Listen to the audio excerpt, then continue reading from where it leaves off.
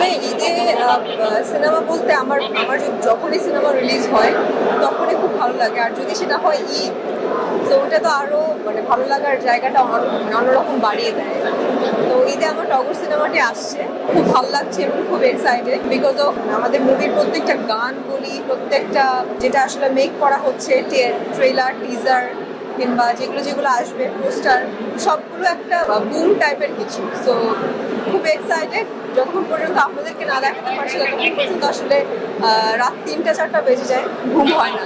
যখন আপনারা দেখবেন তখন আসলে মনে হয় শান্তি মতো একটু প্রপার ঘুম দিতে পারবেন। আমরা দেখেছি পুরাতন চরিত্রের প্রয়োজনে নানা সময় নানান ধরনের আইটেমগুলো নিয়ে থাকে চরিত্রের অনুযায়ী, ওয়েট গেইন করা, ওয়েট লুজ করা। এই এখন দেখতে পাচ্ছি অনেকদিন আগে তুলনায় ওয়েট লুজ করা আসলে কিন্তু টগরের জন্য নাকি নতুন কোনো ক্যারেক্টার আমার করতে করার জন্য পুরাতন প্রিপারেশন দিচ্ছে।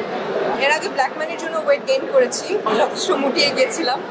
সো এটা আসলে টগরের জন্যই, যখন যে কাজগুলো করি সেটা দিয়ে আসলে মগ্ন থাকে। আমি একটার মধ্যে আরেকটা কাজ নিতে পারি না, এবং নিলেও আমার মাথায় ওটা ঢোকে না। সো আমি একটা কাজে ফোকাস থাকি। সো এখন যেহেতু টগর সিনেমা কেন্দ্রিক আছি, সো টগরের জন্যই এখন আসলে একটু ওয়েট লুজ করেছি। জানতে চাইবো যেহেতু এই যে আপনার খবর আসছে বাকি অন্যান্য সাকিব ভাই থেকে আরো শিরোভাই থেকে নানা জায়গায় ছবি আসছে, এবারে ঈদটা গতবার ঈদটা দেখেছেন পাঁচটা ছবি দারুণ গিয়েছে, আসলে জমজমাট ছিল। এবারে ঈদটা কেমন জমজমাট হবে বলে আশা করছেন? আমার কাছে মনে হয়, আমার কাছে কি সবার কাছেই মনে হয় যে এবারের ঈদও খুব জমজমাট যাবে, কারণ প্রত্যেকটা সিনেমা খুব জমজমাট। শাকিব ভাইয়ের কথা থেকে শুরু করলে আরেফিন শুভ ভাইয়ের সিনেমা আসছে, আমাদের সিনেমা আসছে যেটা কিনা আসলে আমার বিপরীতে আছে আদর আজাদ। তো সব মুভিগুলোই আসলে জমজমাট। ঈদ মানেই জমজমাট, ঈদ মানেই জমজমাট।